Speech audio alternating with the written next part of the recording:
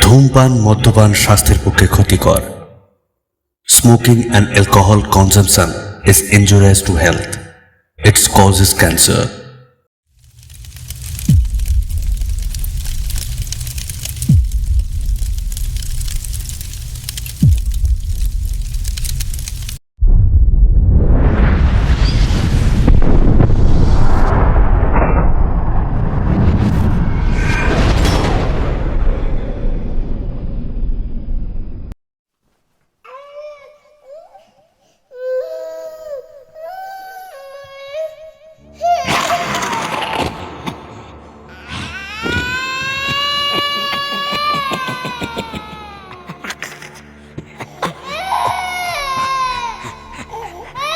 নমস্কার শ্রোতা বন্ধুগণ, অভিজিৎ স্টোরি জোনে আপনাদের আরো একবার স্বাগত।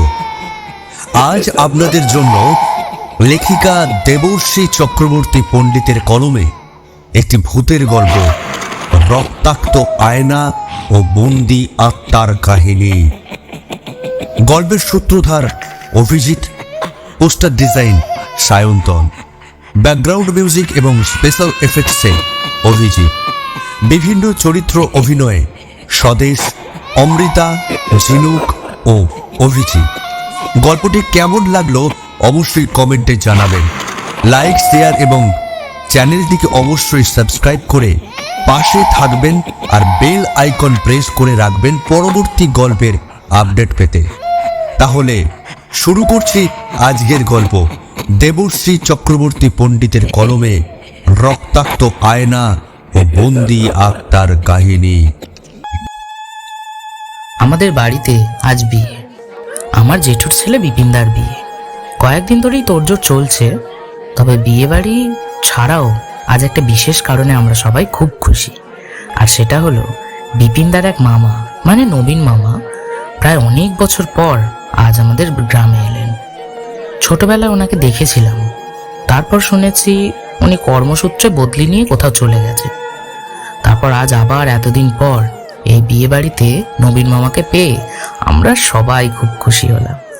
সকালে বিয়ে বাড়ির কাজের ব্যস্ততার ফাঁকে মামার কাছে গিয়ে বললাম, মামা, নতুন বৌদির বাড়িতে গায়ে হলুদের তত্ত্ব নিয়ে যেতে হবে, তারপর সেখান থেকে 1 ঘন্টার মধ্যেই আমি ফিরে আসব। তারপর কোনো কাজ নেই, গোধূলি লগ্নে বিপিনদার বিয়ে, তাই হাতে অনেকটা সময়। তোমাকে কিন্তু একটা গল্প শোনাতেই হবে। নবীন মামা স্মিত হেসে বললেন, আচ্ছা, সে হবে খন। আমি তো আর এখন পালিয়ে যাচ্ছি না। তুমি সব কাজ আগে ভালো করে সেরে এসো। ঠিক আছে ভাগ্নে, তারপর নয় গল্প হবে। আমি মহানন্দে সেখান থেকে চলে গেলাম। সব কাজ সেরে যথাসময়ে উপস্থিত হয়ে গেলাম নবীন মামার কাছে। মামা তখন গ্রামের পুকুরের পাড়ে বসে মাছ ধরা দেখছিলেন। পঞ্চাখুড়োর পুকুরের অনেক মাছ। আমাদের গ্রামের বিয়েতে এই পুকুর থেকেই মাছ তোলা হয়। আমি বললাম, মামা, গল্প? এখানে নয় ভাগ্নে, জঙ্গলের ভেতরে ওই যে পোড়ো মন্দির আছে, ওইখানে বসে গল্প শুনবে তো চলো। এত লোকের মাঝখানে কোলাহলের মধ্যে গল্প বলতে ঠিক ভালো লাগে না, আর সেই আমেজটাও ঠিক আসে না, বুঝতে পেরেছ? আমি আর নবীন মামা একটু দূরেই জঙ্গলের ভিতরে সেই পোড়ো মন্দিরের বারান্দায় গিয়ে বসলাম। বিকেলের পরন্ত আলোয় মন্দিরের জরাজীর্ণ অবস্থা স্পষ্ট চোখে পড়ে। গল্প শুনবে তাই তো? তবে এখন আমি তোমাকে যা বলবো তা ঠিক গল্প নয়, আবার জীবনের কথা বলতে পারো। তোমরা তো জানো আবার বদলির চাকরি, সেই কারণেই এতগুলো বছর এখানে আসতে পারিনি। চাকরি সূত্রে রতনপুর গ্রামে ছিলাম। আমি সেখানকার একটা সিমেন্ট কারখানায় সুপারভাইজার পদে নিয়োজিত ছিলাম।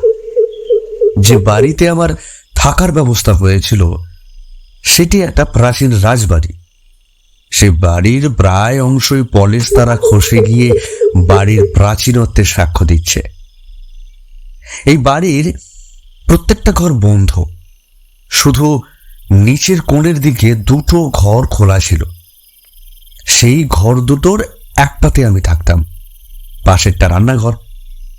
সেখানেই রামদিন, মানে আমার চাকর রামদিন, রান্না করে আর মাটিতে বিছানা পেতে শোয়। স্নানের ঘর একটু দূরে।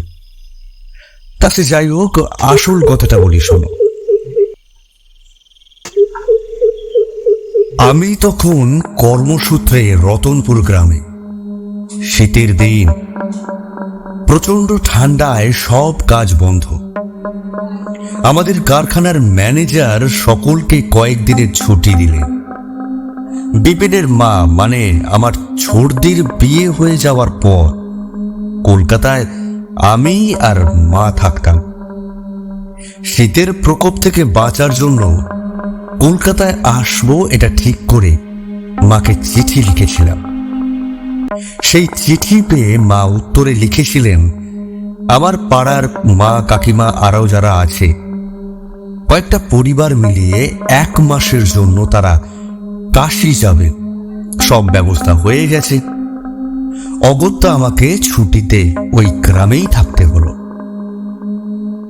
আমি যে বাড়িতে উঠেছিলাম সেটি অনেক কালের পুরনো একটা রাজবাড়ি, ভগ্নদশা প্রায়। এই রাজবংশের উত্তরাধিকারী কে তা জানা নেই, তাই এর দেখাশোনা করারও কেউ নেই। তবে স্থানীয় লোক পলাশ ঘোষ এই বাড়ির বন্ধ ঘরগুলোর চাবি নিজের জামানতে রেখেছেন। অবশ্য তা নিয়ে গ্রামের কারোর আফসোস বা অভিযোগ কোনোটাই নেই। এই ঘরের ওপরে একটি তাকে কিছু পুরনো জিনিসপত্র, কাগজ, চিঠি এসব আগে থেকেই ছিল। একদিন আমি দেখলাম ঘরে বেশ ধুলো পড়েছে। সেই ধুলো পরিষ্কার করতে গিয়ে তাকের ওপরে রাখা কাগজগুলোর ওপর আমার চোখ পড়ল। কাগজগুলো ঝেড়ে ঝুড়ে আমি নিচে নামালাম। বাবা, যা ধুলো পড়েছে! ধুলো ঝেড়ে নিচে নামে রাখতে গিয়ে একটা চাবি মাটিতে পড়ল। চাবিটাতে মরচে পড়েছে। বেশ বড় সাইজের একটা লোহার চাবি। দেখে মনে হলো রাজবাড়ির সিন্ধুকের চাবি বোধ হয়। মনে হলেই বা তার উপায় কি? সব ঘরগুলোই তো বন্ধ। একটু যে ঘুরে দেখবো তার উপায় নেই। চাবিটা আমার দেরাজে রেখে আবার পুরনো কাগজগুলোর সামনে গিয়ে বসলাম। কাগজ ঘাঁটতে গিয়ে চোখে পড়ল একটা মানচিত্র, বহু পুরনো একটা মানচিত্র। সেই কাগজটি নিয়ে ঝেড়ে নিয়ে উঠে গিয়ে জানালার সামনে গিয়ে দাঁড়ালাম। ভালো করে দেখে বুঝলাম এই মানচিত্রটি এই রাজবাড়ির, অর্থাৎ রাজবাড়ির কোথায় কি রয়েছে তার সন্ধান দেওয়া হয়েছে এই মানচিত্রে। মনে মনে ভাবলাম, ভালোই হয়েছে। রাজবাড়ি ঘুরে দেখতে না পেয়ে মনটা বেশ খারাপ হয়ে গিয়েছিল। তবে এবার মানচিত্র থেকে রাজবাড়ির কোথায় কি আছে সবটা জানতে পারবো। যেমন ভাবা তেমন কাজ। মানচিত্রটা হাতে নিয়ে বিছানায় গিয়ে বসলাম। গৃহদেবতার মন্দির, কুঠুরি ঘর, বড় ফোয়ারা, পুষ্করিণী, আয়নামহল, রন্ধন গৃহ সব কিছুই যথাযথভাবে দর্শিত হয়েছে এই মানচিত্রে। দেখা হয়ে গেলে মানচিত্রটা ভাঁজ করে রাখতে গিয়ে পিছনের পাতায় কতগুলো লাইন নজরে পড়ল।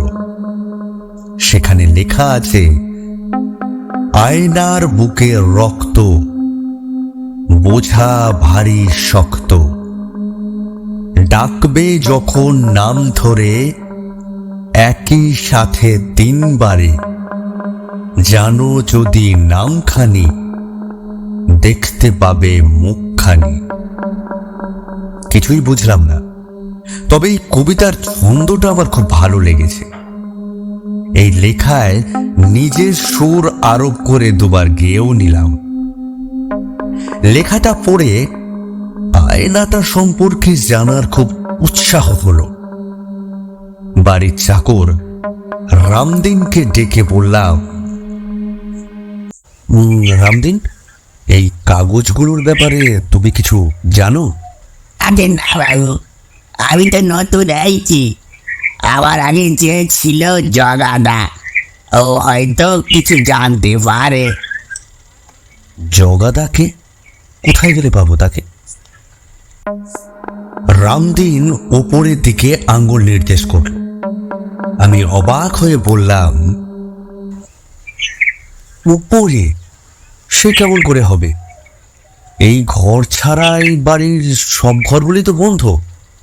ওপরের ঘরে না বাবু, জগাদা সব মায়া কাইতে উপরে সরি গেছে গো, বুঝলেন? সে আর জীবিত নেই, সে মারা গেছে। এতক্ষণে বুঝলাম। তারপর কিছুটা হতাশ হয়ে বললাম, আয়নাটা ভারী দেখতে ইচ্ছা করছে রামদিন। দেখি কাল পলাশবাবুকে বলে যদি কোনোভাবে আয়নাটা দেখার ব্যবস্থা করতে পারি। পরদিন পলাশবাবুর সাথে দেখা করতে গেলাম। পলাশবাবুই আমাকে এই বাড়িতে থাকার ব্যবস্থা করে দিয়েছেন। ভদ্রলোক বেশ ভালো। অনেকক্ষণ এ কথা সে কথার পর আসল কথাটা বলেই ফেললাম। আয়নার প্রসঙ্গ তুলতেই তিনি যেন আটকে উঠলেন। বললেন, বলেন কি, আপনি কি মূর্তি ঠান্ডাকি মশাই? জানেন ওই আয়না কতজনকে শেষ করে দিয়েছে? হ্যাঁ, ভালো চান তো ওইসব কথা মাথা থেকে বাদ দিন মশাই। হ্যাঁ, এই কথা শুনে আমিও কিছুটা দমে গেলাম। এবার আমি খুব অনুনয় করে ওনাকে বললাম, দাদা, একটা ব্যবস্থা করে দিন।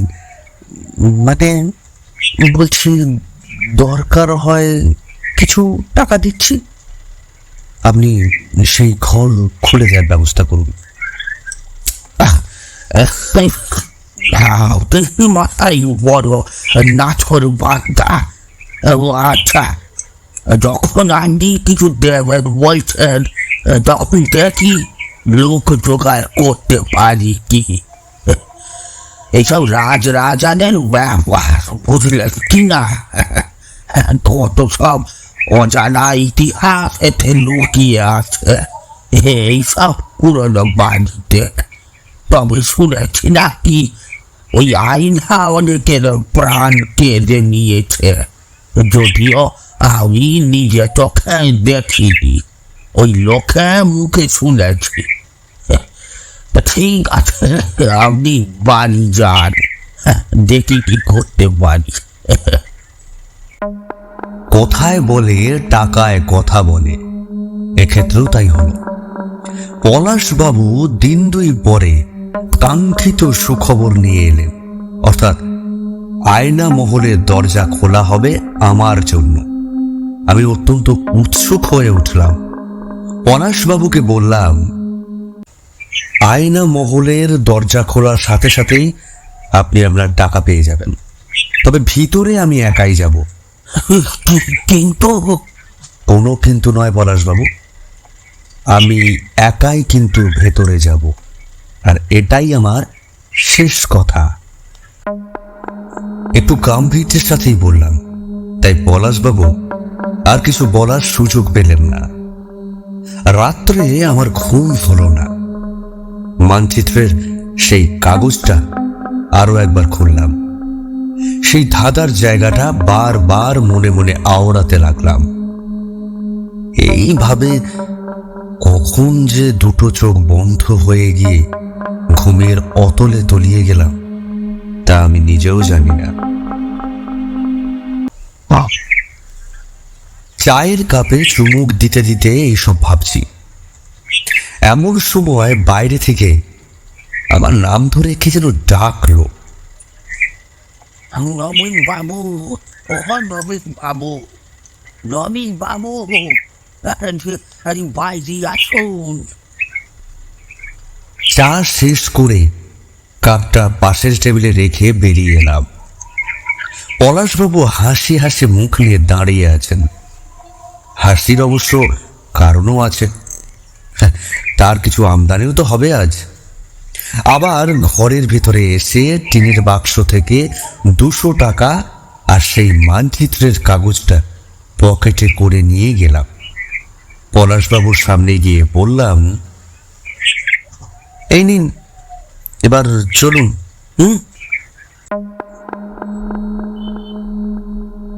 আমি আর পলাশবাবু দক্ষিণের বারান্দা পেরিয়ে সিঁড়ি দিয়ে উপরে উঠতে লাগলাম। অনেকগুলো ঘর পেরিয়ে একটা ঘরের সামনে এসে দাঁড়ালাম। পাশের দেয়ালের লেখাটা কালের নিয়মে অস্পষ্ট হয়ে গেছে। অতি কষ্টে পড়লাম, আয়না মহল।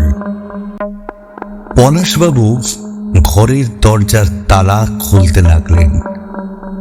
দরজাটা ক্যাচ করে শব্দ করে খুলে গেল।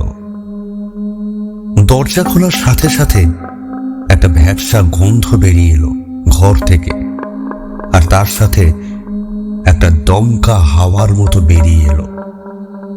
আমি পলাশবাবুর হাত থেকে চাবি সমেত তালাটা নিয়ে বললাম, আপনি এখন আসতে পারেন, বাকিটা আমি একাই খুলে দেখব, আর তারপর চাবিটা আপনাকে দিয়ে আসবো। ঠিক আছে, আসুন।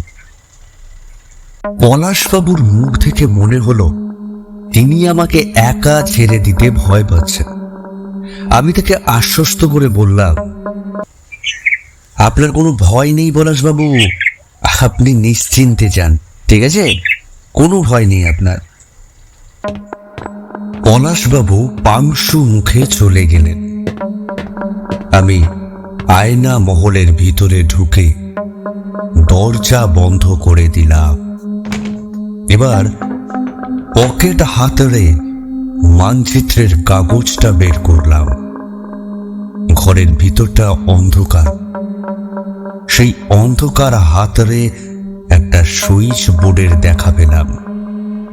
সুইচ টিপতেই ঘরের ভিতর টিম টিম করে আলো জ্বলে উঠল। ঘরের ভিতর মাকড়সার জালে ভরে গেছে। কত বছর ধরে এই ঘর বন্ধ রয়েছে কেই বা জানে। এত ধুলো ঘরের ভিতরে যে আমার দম বন্ধ হয়ে আসতে লাগলো। আমি আর এগোলাম না। মনে মনে ঠিক করলাম, কাল রামদিনকে দিয়ে এই ঘরটা পরিষ্কার করিয়ে নেব। বেরিয়ে এলাম ঘর থেকে। এই বাড়িতে আর কেউ থাকে না, তাই দরজায় তালা দেওয়ার আবশ্যকতা নেই। আবার তো আসবই, এই ভেবে দরজাটা ভেজিয়ে রেখে নিচে আমার ঘরে চলে এলাম। রামদিনকে ডেকে আর এক কাপ চা আনতে বলে আগামীকালের পরিকল্পনা করতে বসলাম। রামদিন, রামদিন, এই জি আপনি বাবু। কাল একবার আয়না মহলটা পরিষ্কার করতে হবে, ঠিক আছে? বাবু, কোন মহল বললেন? প্রসঙ্গত বলে রাখি, আমি যখন সকালে পলাশবাবুর সাথে আয়না মহলে গিয়েছিলাম, সেই কথা রামদিনকে জানানো হয়নি। বুদ্ধি করেই তাকে বাজারে পাঠিয়েছিলাম। ভেবেছিলাম একাই ঘুরে দেখে আসব, কিন্তু এখন যে প্রকার বাধ্য হয়েই তাকে ওই ঘরটার কথা আমাকে বলতে হলো। আমি তোমাকে কাল একটা ঘরে নিয়ে যাব, ঠিক আছে? সেই ঘরটা ভালো করে পরিষ্কার করে দিও। অনেক ধুলো জমে আছে ওই ঘরেতে। আচ্ছা বাবু, এখন আপনি খেয়ে নেন, খাবারটা জড়িয়ে আসতেছে। আমি খাওয়ায় মনোযোগ দিলাম। রাত্রে তাড়াতাড়ি শুয়ে পড়লাম, সকালে অনেক কাজ আছে। পরদিন সকালে রামদিন চা নিয়ে এসে হাজির হয়ে বলল, বাবু উঠতে পারেন, কোন ঘরটা পরিষ্কার করতে হবে দেখিয়ে দেবেন, চলেন বাবু, উঠতে পারেন। আমি উঠে বসে বিছানার পাশের টেবিলে রাখা হাতঘড়িটা টেনে নিয়ে বললাম, অনেকটা দেরি হয়ে গেল। তুমি আমাকে আগে ডাকবে তো। উফ, দেখো তো কত বেলা হয়ে গেল বলো তো। চলো চলো চলো। এই বলে তাড়াতাড়ি উঠে মুখ ধুয়ে চা খেয়ে প্রস্তুত হয়ে নিলাম। কাল ওই ঘরে ক্ষীণ আলো থাকায় ভালো করে কিছু দেখতে পাচ্ছিলাম না, তাই আজ সাথে করে আমার 3 ব্যাটারির টর্চটাও সঙ্গে নিলাম। ইতিমধ্যে রামদিন ঘর পরিষ্কার করার সমস্ত প্রয়োজনীয় সরঞ্জাম নিয়ে নিয়েছে। আমি ও রামদিন সেই আয়না মহলে পৌঁছালাম।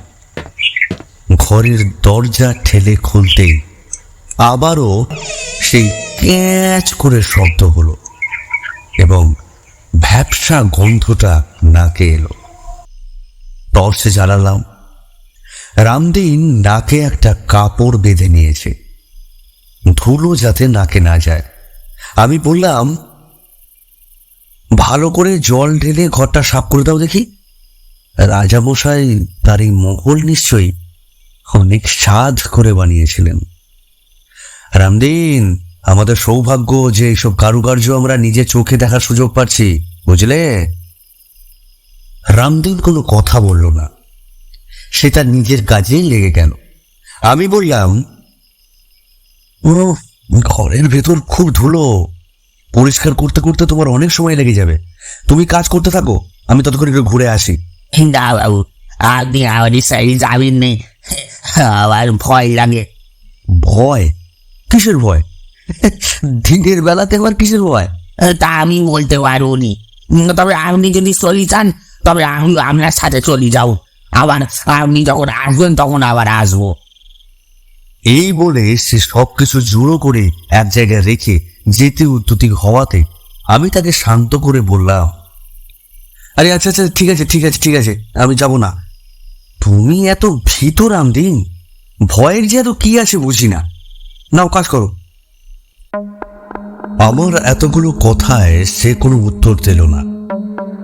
রামদিন একদিকে ঘর পরিষ্কার করছে আর আমি টর্চ জেলে আর একদিকে দেখছি। হঠাৎ মনে পড়ল, কাল আমি এই ঘর থেকে যখন বেরিয়েছিলাম তখন এই ঘরে লাইট জ্বলছিল। হ্যাঁ, আমার স্পষ্ট মনে আছে, আমি লাইট জেলে চলে গিয়েছিলাম। তবে তবে আজ আজ লাইট জ্বলছে না কেন?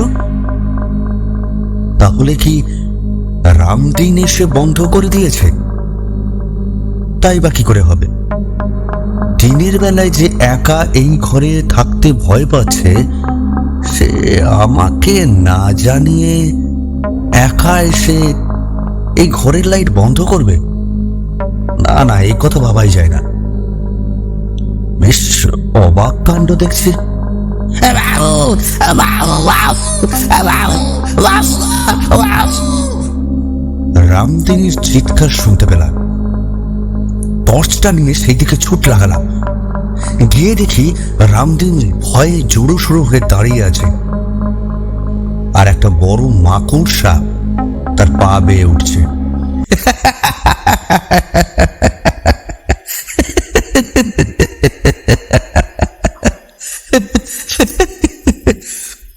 আমি হো হো করে হেসে উঠে মাকড়সাটা তার পা থেকে ঝেড়ে দিলাম। রামদিন এবার শান্ত হলো। ঘর প্রায় পরিষ্কার করা হয়ে গেছে। আমি বললাম, তুমি নিচে যাও রামদিন, আজ আর পরিষ্কার করতে হবে না। তুমি যা ভয় পেয়েছো, নিচে গিয়ে একটু শান্ত হয়ে বসো। দেখি বাবু, দেখি। এই বলে নিচে চলে গেল। আমিও আবার ঘরটা ঘুরে ঘুরে দেখতে লাগলাম। ঘরটা এখন বেশ ভালোভাবেই দেখা যাচ্ছে। অনেকগুলো তৈলচিত্র রয়েছে এই ঘরে। একটা ছবির সামনে গিয়ে আমার চোখ আটকে গেল। এক অপরূপ সুন্দরী নারীর ছবি। হয়তো ইনি এই রাজ পরিবারের সদস্য। আমি ঘরে ঘুরে ঘুরে বেড়াতে বেড়াতে একটা বড় আয়নার সামনে এসে দাঁড়ালাম। রামদিন আয়না পরিষ্কার করেছে, তার ফলে টর্চের আলো ফেলতেই বেশ চকচক করে উঠল আয়নাটা। আমি আয়নার গায়ে হাত বোলাতে লাগলাম। আয়নাটা বেশ আকর্ষণীয়। আর একটা বিষয় লক্ষ্য করলাম, আয়নার মাঝখানে লাল রঙের কয়েকটা ছিটে লেগে আছে যেন। আয়নাটা লম্বায় বেশ বড়, প্রায় এক মানুষ লম্বা হবে। এই আয়নার সাথে একটা কাঠের বাক্স আছে, ওই ক্যাবিনেট যেমন হয়। সেই বাক্সের গায়ে একটা ফুটো। বুঝলাম ওটাতে চাবি লাগিয়ে এই বাক্স খোলা যাবে। পকেট থেকে মানচিত্রের কাগজটা বের করে সেই ধাঁধাটি আরো একবার পড়ে নিলাম। ঘরে আমি ছাড়া আর কেউ নেই, কিন্তু একটা কান্নার আওয়াজ যেন শুনতে পেলাম। ভালো করে আওয়াজটা শোনার চেষ্টা করলাম। মনে হলো আয়নার ভিতর থেকে আওয়াজটা আসছে। আয়নার গায়ে কান পাতলাম। হ্যাঁ, কোনো ভুল নেই, আয়নার ভেতর থেকেই তো শব্দটা আসছে। মনে হলো একটা বাচ্চার কান্নার আওয়াজ। সে ফুপিয়ে ফুপিয়ে কাঁদছে। আমি আতঙ্কে ছিটকে বেরিয়ে এলাম ঘর থেকে। টুকটাক করে তাড়াতাড়ি নেমে চলে এলাম আমার ঘরে। উপরের ঘরটা খোলাই রয়ে গেছে, কিন্তু এখন আমার আর সাহস নেই যে ওই ঘরে যাব। রামদিনকে এই ব্যাপারটা কিছুই জানালাম না। ও বেচারা এমনিতেই ভয় পেয়ে রয়েছে। হয়তো আমারই মনের ভুল। কি মনে হতে পকেটে হাত দিলাম। মানচিত্রের সেই কাগজটা ওই আয়না মহলে রেখে এসেছি। আবারও সাহস সঞ্চয় করে ঘর থেকে বেরিয়ে সিঁড়ি দিয়ে উঠতে লাগলাম। বুকের লাফডুপ শব্দ এত জোরে হচ্ছে যে নিজেই আতঙ্কিত হয়ে পড়েছি।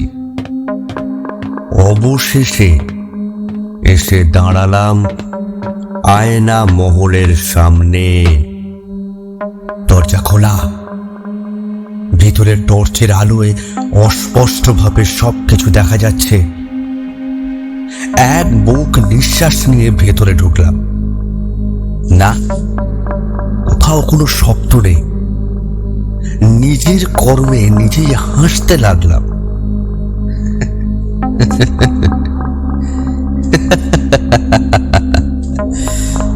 ভাগ্যিস রামদিন তখন ছিল না, না হলে সেও হয়তো ব্যঙ্গ করতে ছাড়তো না। আমি আবার আয়নার সামনে গিয়ে দাঁড়ালাম। একেবারে সাধারণ একটা আয়না, কিন্তু মানচিত্রের সেই কাগজে লেখা আছে একটা বিশেষ নাম ধরে ডাকলে নাকি সেই ব্যক্তির মুখ ভেসে উঠবে এই আয়নায়। কে সেই ব্যক্তি? কি নাম? আমি কি করি বা জানতে পারবো সেই নাম?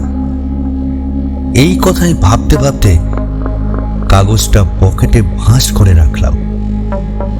টর্চ বন্ধ করে সেই দরজা ভেজিয়ে নিচে চলে এলাম। এসে দেখি দুপুরের খাবার তৈরি করে মেঝেতে থালা সাজিয়ে বসে রয়েছে রামদীপ। আমি হাত মুখ ধুয়ে খেতে বসলাম, কিন্তু ভালো করে খেতে পারলাম না। না না, রান্না যে ভালো হয়নি তা নয়, আসলে আয়নার ব্যাপারটা এতই অশান্ত করে রেখেছে আমাকে, যতক্ষণ পর্যন্ত না এই ধাঁধার উত্তর আমি খুঁজে পাচ্ছি কোনো কিছুতেই হয়তো শান্তি পাবো না। সন্ধে গড়িয়ে রাত নামল। রামদিন তার নিজের কাজে ব্যস্ত। পাড়া গা সন্ধ্যের বেশিরভাগ সময় মোমবাতি বা হ্যারিকেনের আলোতেই অতিবাহিত হয়। আমি বাড়ি থেকে আসার সময় অবনীন্দ্রনাথ ঠাকুরের রাজকাহিনী বইটি সাথে নিয়ে এসেছিলাম। টেবিলের ওপরে হ্যারিকেনটি দপদপ করে জ্বলছে। সেই আলোয় আমি বই পড়ছিলাম। হঠাৎ রামদিনের চিৎকার আমার কানে ভেসে এলো। বাবু বাবু বাবু বাবু বাবু। আমি ধরপর করে হতচকিত হয়ে উঠে বসলাম। বললাম, রামদিন, রামদিন, আরে কি হয়েছে? কি হলো? কি পড়ে গেলে নাকি? রামদিন, রামদিন। রামদিনের কোনো সাড়া পেলাম না। আরো দু একবার টাকাটাকির পর যখন কোনো সাড়া পাওয়া গেল না, তখন হ্যারিকেনটা নিয়ে বাইরে বেরিয়ে এলাম। এসে যা দেখলাম তাতে আমার হাড় হিম হয়ে গেল। ঘর থেকে বেরিয়ে দেখলাম বাইরের বারান্দায় তাজা রক্তের দাগ। সেই রক্তের দাগ অনুসরণ করে একটু এগিয়ে গেলাম। দেখলাম সিঁড়ি দিয়ে সেই রক্তের দাগ উপরে উঠেছে, অর্থাৎ কোনো রক্তাক্ত দেহকে কেউ টেনে নিয়ে গেছে এইভাবে। আমি ছুটে ঘরে এসে হাঁপাতে লাগলাম আর চিৎকার করে রামদিনকে ডাকতে লাগলাম, রামদিন, রামদিন কোথায়? রামদিন, রামদিন। কিন্তু কোথায় কি? কারো সাড়া পেলাম না। এই পাণ্ডব বর্জিত জায়গায় এইরকম একটা আতঙ্কের মধ্যে থাকবো কি করে? আজকের রাতটাই বা কাটাবো কি করে? এইসব ভাবছি, এমন সময় হাত মুছতে মুছতে রামদিন এসে দাঁড়ালো আমার সামনে। বলল, বাবু ডাকতেছিলেন? ডাকতেছিলেন বাবু? তুমি তুমি তুমি কোথায় ছিলে? আমি এতবার ধরে ডাকলাম, আর বারান্দায় এত রক্ত। হ্যাঁ, সব বলতেছেন বাবু, রক্ত আসবে কোত্থেকে? আপনি তো দেখছি আমার থেকেও বেশি ভীতু।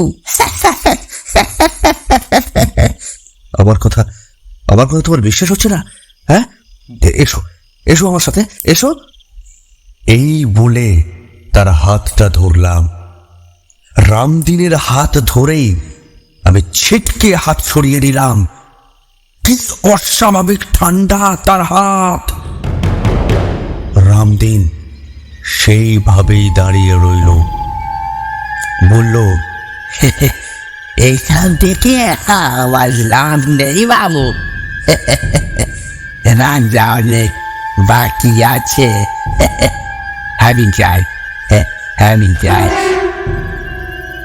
বলেই সে রান্নাঘরে চলে গেল। আমি অবাক হয়ে দাঁড়িয়ে রইলাম। রামদিন বাইরে থেকে এলো, অথচ রক্তের দাগ দেখতে পেল না কেন? তাহলে কি আমি এতটাই আতঙ্কগ্রস্ত হয়ে পড়েছি যে আমি নিজে কিছু বুঝতে পারছি না? আরো একটা ব্যাপার আমার নজরে পড়ল। রামদিন বাইরে থেকে যখন এলো, তখন তার পায়ে তো রক্তের দাগ লেগে থাকার কথা, কিন্তু ঘরে তো কোনো রক্তের দাগ নেই। আমি দৌড়ে বাইরের বারান্দায় গিয়ে দেখি সেখানেও কোনো রকম কোনো দাগ নেই। বিদ্যুৎ একটু আগেই চলে এসেছে, তাই বারান্দায় বাল্বের আলোয় সব কিছু স্পষ্ট দেখা যাচ্ছে। আমি আবার ঘরের ভিতরে ঢুকে এলাম। রামদিন খাবার সাজিয়ে রেখেছে। খাবার খেয়ে বারান্দায় হাত ধুতে গেছি, এমন সময় মনে হলো আমার ঘরের ভিতরে দেরাজ টানার শব্দ পেলাম, আর তার সাথে শুনতে পেলাম খচমচ শব্দ।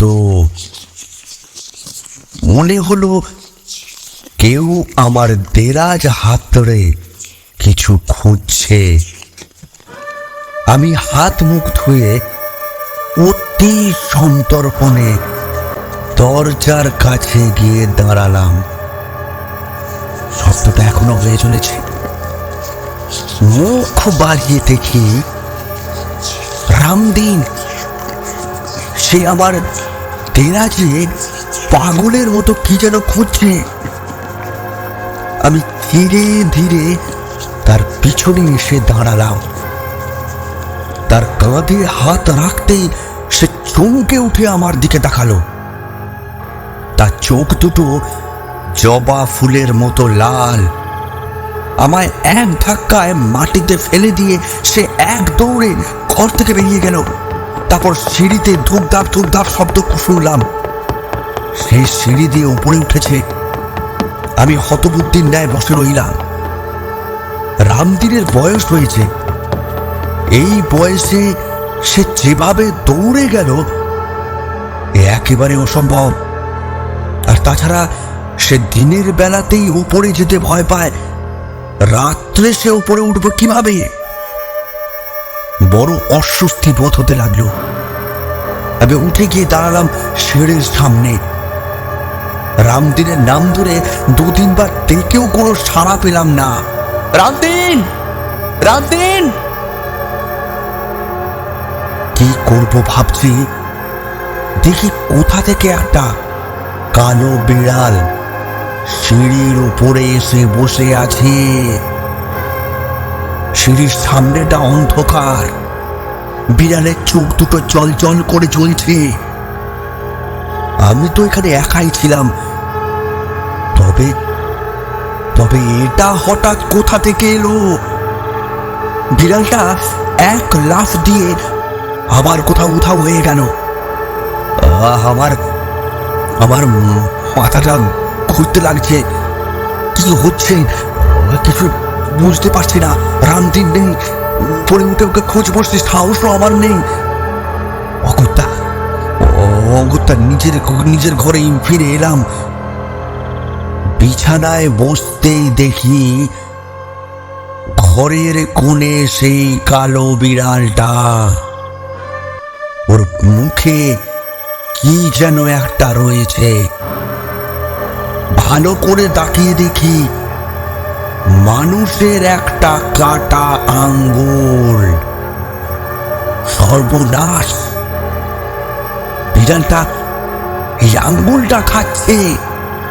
কি পৈশাচিক দৃশ্য! আমি মাথা ঘুরে পড়ে গেলাম অচৈতন্য হয়ে।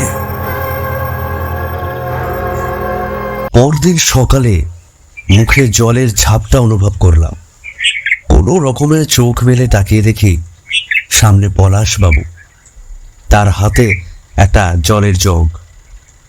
আমাকে দেখে স্বস্তির নিঃশ্বাস ফেলে বললেন, তাহলে বেঁচে আছেন দেখছি। যা ভয় পাইয়ে দিয়েছিলেন বাবা। তাই উঠুন দেখি, উঠে বসুন। উঠে বসলাম। পলাশবাবু বললেন, কি করে হলো এইসব? আর আপনার কাজের লোক রামদিন কোথায়? তাকেও তো দেখতে পাচ্ছি না। আমি ভাবলাম যে আয়না মহল খুলে দিয়ে চলে গেলাম। তারপর থেকে তো আপনার আর কোনো খোঁজ নেওয়া হয়নি। কেমন আছেন সেটা জানতে এসেছিলাম আজ। এসে দেখি আপনি মশাই চিৎপাত হয়ে এই বারান্দায় পড়ে আছেন। তারপর রামদিনকে বার কয়েক ডাকলাম, কোথাও কোনো শব্দ পেলাম না। তারপর নিজেই জলের জগটা খুঁজে নিয়ে এলাম। কি হয়েছিল একটু খুলে বলুন তো মশাই। পলাশবাবু চোখ ছোট করে কপাল কুঁচকে উৎসুক দৃষ্টিতে আমার দিকে তাকিয়ে রইলেন। তারপর পলাশবাবুকে সমস্ত ঘটনা বিস্তারিত জানালাম।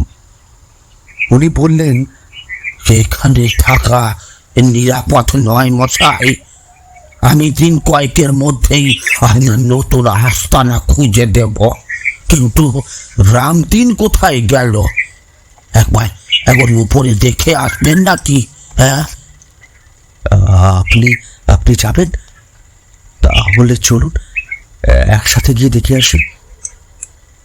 পলাশবাবু রাজি হয়ে গেলেন। দিনের আলোতে গা ছমছমে ভাবটা একেবারেই উধাও হয়ে গেছে। সিঁড়ি দিয়ে খুব সাবধানে আমি ও পলাশবাবু ওপরে উঠলাম। সব ঘর বন্ধ। প্রত্যেকটা বন্ধ ঘর পার হয়ে এসে দাঁড়ালাম আয়না মহলের সামনে। দরজা খোলা। ভেতরে সেই জমাট বাঁধা অন্ধকার। টিম টিম করে জ্বলে থাকা আলোটা সেই জমাট অন্ধকারে যেন ব্রাত্য নিষ্ক্রিয়। দরজা থেকে ভেতরে ঢুকে বাঁ দিকে তাকাতেই চোখে পড়ল এক বিভৎস দৃশ্য। রামদিনের নিথর দেহ পড়ে রয়েছে মেঝের উপরে। তার মাথার উপরে এসে পড়েছে একটা কাঠের আলমারি। মাথা থ্যাতলানো, সারা ঘরের রক্ত। কি ভয়ানক দৃশ্য! রামদিনের মতো নিরপরাধ মানুষের, এই মানুষের ওপরেও কারো হিংসা থাকতে পারে, এইভাবে কেউ আক্রমণ করতে পারে। এ দৃশ্য না দেখলে আমার বিশ্বাস হতো না। পলাশবাবু লোকজন জড়ো করে রামদিনের শেষ কৃত্য অনুষ্ঠানের ব্যবস্থা করলেন। মনটা আমার খুব খারাপ হয়ে গেল। রামদিন আমার অনেক দিনের সঙ্গী, বড় ভালো লোক। তার এমন পরিণতি মেনে নেওয়ার সত্যি কষ্টের। আনমনে দেরাজের সামনে এসে দাঁড়ালাম। দেরাজ খুলে দেখতে লাগলাম কোনো কিছু খোয়া গেছে কিনা। কি খুঁজছিল রামদিন? আর সেটা না পেয়ে ওপরেই বা চলে গেল কেন? হঠাৎ মনে পড়ল সেই চাবিটার কথা। তাকে ধুলো পরিষ্কার করতে গিয়ে যে চাবি পেয়েছিলাম, সেটা এই দেরাজেই তো ছিল। তাহলে কি রামদিন এই চাবি খুঁজতেই এসেছিল? রামদিনের এই চাবির কথা তো জানার কথা নয়। পলাশবাবু বললেন, রামদিনের শরীরে কোনো আত্মার প্রবেশ ঘটেছিল নিশ্চয়। সেই আত্মা এই চাবির খোঁজে আজ ওই বাড়িতে রয়ে গেছে। আপনি চাবিটা খুঁজে বের করুন। সেই চাবি পাওয়া গেলেই হয়তো সব অত্যাচার বন্ধ হয়ে যাবে। আমিও পাগলের মতো সেই চাবি খুঁজতে লাগলাম। চাবিটা কোথাও খুঁজে না পেয়ে আমি আর পলাশবাবু আবার উপরে আয়না মহলে গেলাম। তন্ন তন্ন করে খুঁজেও চাবি পাওয়া গেল না। হতাশ হয়ে নিচে নেমে এলাম। পলাশবাবু আমাকে দুপুরের খাবারের নিমন্ত্রণ করলেন। রামদিন নেই। আমি বড় অসহায় বোধ করতে লাগলাম। নিরপরাধ এই মানুষটার মৃত্যুতে আমি যেন একটু সাহস পেলাম। যাই হয়ে যাক, রামদিনের মৃত্যুর রহস্য আমাকে উদ্ঘাটন করতেই হবে। পলাশবাবুর বাড়ি থেকে চলে এলাম। বিকেলে মনের জোরের ওপর আয়না মহলে গিয়ে দাঁড়ালাম। পলাশবাবু কথা মনে পড়ল। তিনি আসবার সময় বারবার বলে দিচ্ছেন, যতদিন না কোনো বাড়ির হদিশ হচ্ছে ওই আয়না মহলে যেতে উনি আমাকে নিষেধ করেছেন। কিন্তু আমি সেসব না শুনে গিয়ে দাঁড়ালাম আয়না মহলের সামনে। এরপর ঘুরে দাঁড়িয়ে সেই তৈলচিত্রগুলোর দিকে তাকিয়ে দেখলাম। তৈলচিত্রের নিচে নাম লেখা রাজা আদিত্য প্রতাপ, রানী ইন্দুমতি, রাজা তেজ প্রতাপ, রানী কমললতা। একটি ছোট বাচ্চার ছবি, তার নিচে নাম লেখা সৌর প্রতাপ। আমার ঠিক মনে হতে আয়নার সামনে ফিরে গিয়ে রানী ইন্দুমতির নাম ধরে 3 বার ডাকলাম, ইন্দুমতি, ইন্দুমতি, ইন্দুমতি। আমাকে বিস্মিত করে আয়নার বুকে ফুটে উঠল একটা রক্তাক্ত মুখ। রানী, রানী ইন্দুমতি। আয়নায় তখনও রক্তের দাগ।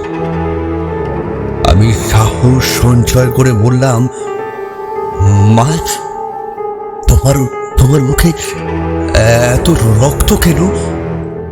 আর আর ওই বাচ্চার কান্না? হ্যাঁ।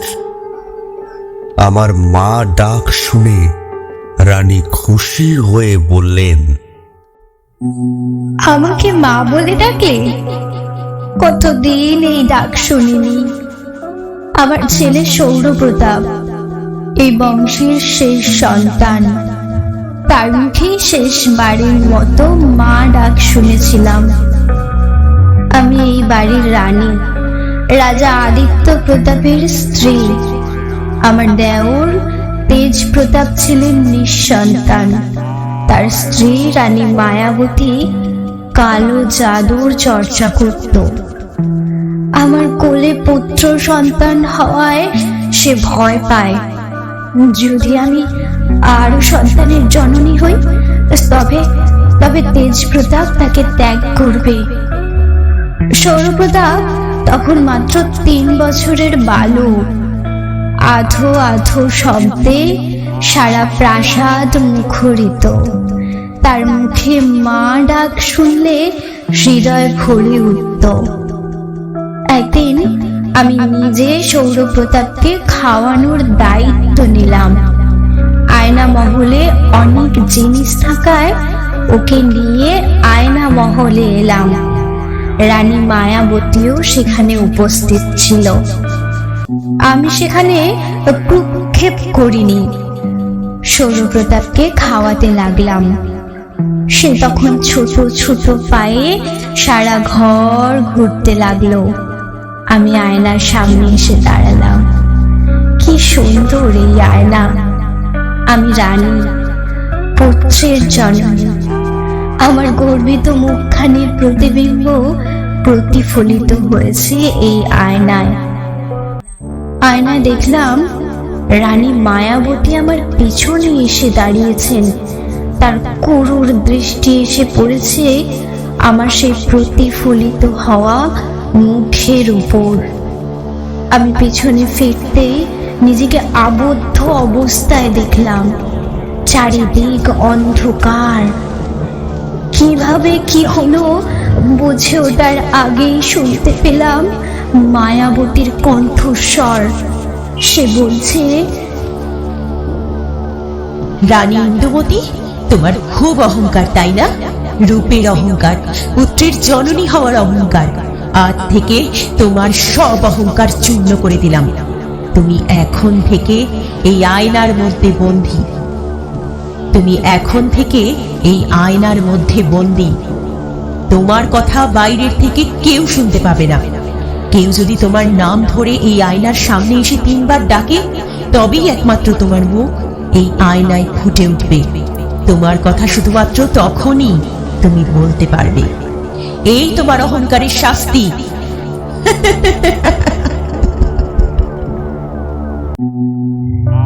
আমি অসহায়ের মতো আয়নার ভিতরে মাথা কুটতে লাগলাম। চিৎকার করে কাঁদতে লাগলাম। আমার ছেলে মা মা করে কাঁদতে লাগলো।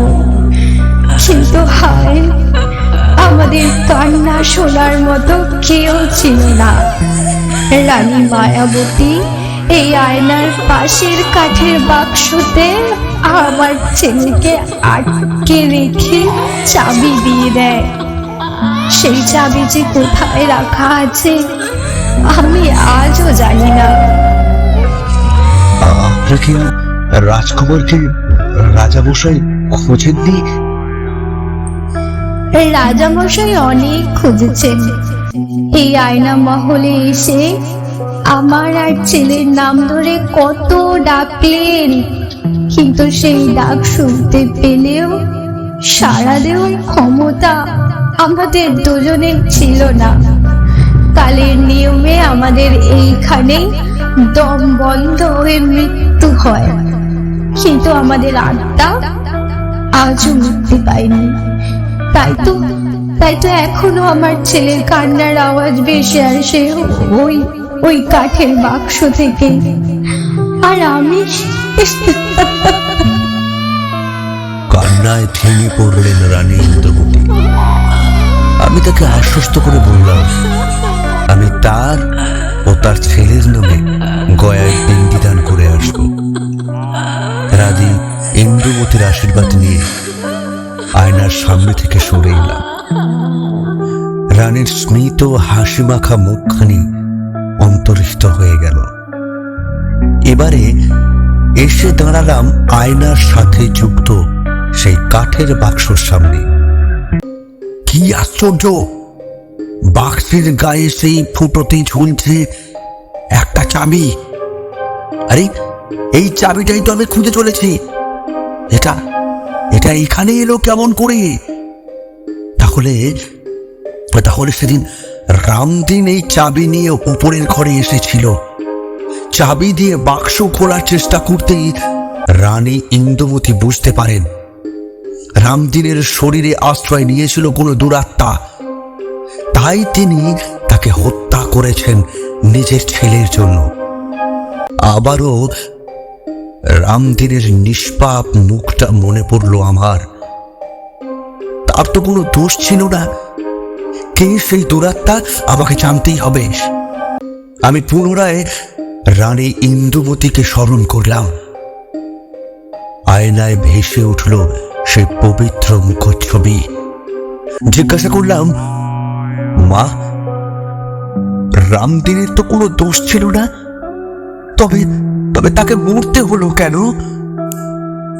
তার শরীরে আশ্রয় নিয়েছিল সেই দুরাচারী রানী মায়াবতী। চাবি খুঁজে নিয়ে এসে সে আমার সন্তানকে এখান থেকে সরিয়ে নিয়ে যেতে চেয়েছিল। আমি মা, সন্তানের থেকে পৃথক হতে চাইনি। জীবিত অবস্থায় তাকে ক্ষণকালের জন্য আমি পেয়েছিলাম, মৃত্যুর পরও সে আমার পাশে রয়েছে, এটাই আমার সান্ত্বনা। মায়াবতী এই প্রাসাদ থেকে মায়া কাটিয়ে চলে গেলে তারপর এই প্রাসাদকে ধূলিসাৎ করে নতুন করে বসবাসের উপযোগী করে তুলতে পারবে। আর কোনো অমঙ্গল হবে না। আশীর্বাদ করি, লক্ষ্যে এগিয়ে যাও। মা, এই মানচিত্র? এই মানচিত্র আগুনে পুড়িয়ে দিও। এর আর কোনো অস্তিত্ব তুমি রেখো না। এই মানচিত্রই সকল সর্বনাশের মূল। এই মানচিত্রের জন্যই মায়াবতীর আত্মা মুক্তি পাচ্ছে না। তার প্রাণ রয়েছে এই মানচিত্রের মধ্যেই। সেই এই আয়না মহল বানানোর আদেশ দিয়েছিল। আমার মৃত্যু ঘর এই আয়না মহল। রানী চোখের জলে বিদায় নিলেন। কাঠের বাক্স খুলে দেখলাম একটা শিশুর নরকঙ্কাল। আয়নার বাক্স খুলতেই বেরিয়ে এলো সোনার জড়ি মিশ্রিত শাড়ি পরিহিতা এক রমণীর কঙ্কাল। আমি এখন আর ভীত নই। কত যন্ত্রণা, কত রক্তাক্ত ইতিহাসের সাক্ষী এই আয়না। শুধুমাত্র এই নরক কঙ্কাল দুটি তার সাক্ষী হয়ে রয়েছে। নিচে এসে সবার আগে মানচিত্রটা পড়িয়ে দিলাম। একটি করাল ভীষণা মূর্তি যেন ফুটে উঠল সেই অগ্নিশিখার মধ্যে। পলাশবাবুর বাড়ি গিয়ে তাকে সমস্ত বর্ণনা করলাম।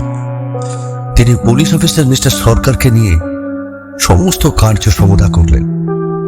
আমিও কয়েকদিনের মধ্যেই গয়ায় গিয়ে সৌরপ্রতাপ ও রানী ইন্দ্রবতীর নামে পিণ্ডি দান করলাম। শীতের প্রকোপ কমে আসতেই আমাদের প্ল্যান্টের আবার কাজ শুরু হলো। তবে আর কোনো অসুবিধা কখনো হয়নি। আমি বাকি বছরগুলো ওই প্রাসাদেই নির্বিঘ্নে কাটিয়েছি। নবীন মামা গল্প শেষ করে থামলেন। স্ট্রিট লাইটে ঘড়ি দেখলেন, সন্ধে 8টা। বাড়িতে হয়তো এতক্ষণে খোঁজাখুঁজি শুরু হয়ে গেছে। গল্প শুনতে শুনতে সময়ের খেয়াল ছিল না। দ্রুত পদে আমরা দুজনে বিয়ে বাড়িতে ফিরলাম। ভিড় ঠেলে এগিয়ে গিয়ে দেখি মালা বদলের দৃশ্য চলছে। এত আনন্দের মাঝেও সৌরপ্রতাপের শিশু মুখখানি আমার মানুষ চক্ষে ভেসে উঠল। একটি নিষ্পাপ শিশুর প্রাণ কাড়া আর্তচিৎকার যেন এই বিয়ে বাড়ির সানাইয়ের সুরে মিশে আছে।